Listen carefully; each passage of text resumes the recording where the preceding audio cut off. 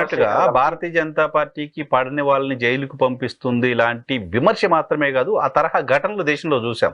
Kejriwal arrest కావచ్చు, Hemant Soren arrest కావచ్చు, తాజాగా ఇక్కడ కవిత గారు అరెస్ట్ కావచ్చు, ఇంకా చాలా అరెస్టులు చూసాం దేశంలో. అటువంటి ఆ తరహా అరెస్టులు చాలా చూసాం. కాబట్టి ఇప్పుడు ఆ తరహా అరెస్టులు ఉండొచ్చు లాంటి చర్చకు బలం చేకూరుతుంది. అటువంటి పాసిబిలిటీ కూడా ఎక్స్పెక్ట్ చేయొచ్చు అనేది పాయింట్. అంటే ఇంకేదైనా కొత్త కేసులు వస్తే నేను చెప్పలేను కానీ ఆల్రెడీ జగన్మోహన్ రెడ్డి గారి మీద నమోదైన కేసుల్లో మాత్రం ఆయన అరెస్ట్ చేయడం అంత సులభం కాదు నాకున్న అవగాహన. ఎందుకంటే డిశ్చార్జ్ పిటిషన్ క్లియర్ కాలేదు. డిశ్చార్జ్ పిటిషన్ అయిన తర్వాత అసలు కేసు నడుస్తుంది. డిశ్చార్జ్ పిటిషన్ క్లియర్ అయిపోతే ఏమవుతుంది, కేసుకు వ్యాలిడిటీ ఉందని కోర్టు నమ్మినట్టు. మళ్ళీ ట్రయల్స్ జరగాలి, అది కనీసం సంవత్సరాలు పడుతుంది. ట్రయల్స్ జరగకుండా ఇప్పుడు ఎప్పుడైనా లోపల కుదరదు. ఒకవేళ బెయిల్ రద్దు చేయాలంటే ఒక రెండో ఛాన్స్ ఏముంటుంది, ఆ కేసులో బెయిల్ మీద ఉన్నాడు కాబట్టి బెయిల్ రద్దు, బెయిల్ ఇవ్వడం జడ్జి విచక్షణ, బెయిల్ రద్దు చేయడం జడ్జి విచక్షణ కాదు. కాబట్టి బెయిల్ ఇచ్చే అయిపోయింది, వాళ్ళ విచక్షణ అయిపోయింది. ఇంకా సరైన ఆధారాలు ఉండాలి. ఏ ఆధారాలు ఉండాలి? సాక్షులు బెదిరించాలని. సాక్షులు ఎవరు? మీరు పెట్టిన ఐ ప్రొఫైల్ వాళ్ళందరూ డిశ్చార్జ్ అడుగుతున్నారు.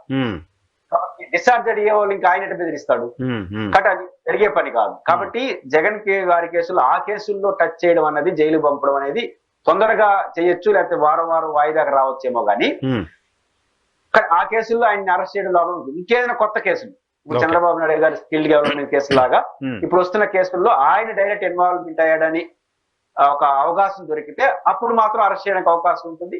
అది కూడా 60 రోజులు 90 రోజులు పెట్టడమే తప్ప, ఎందుకంటే ఇప్పుడు సుప్రీంకోర్టు కొత్త తీర్పు ఇచ్చింది. ఏంటంటే 60 రోజులు 90 రోజులు అనేది 7 సంవత్సరాలకు సంబంధించి వీళ్ళు ఏం చేస్తున్నారు, కొత్త కేసులు పెట్టి ఎత్తుకు లోపలేస్తున్నారు.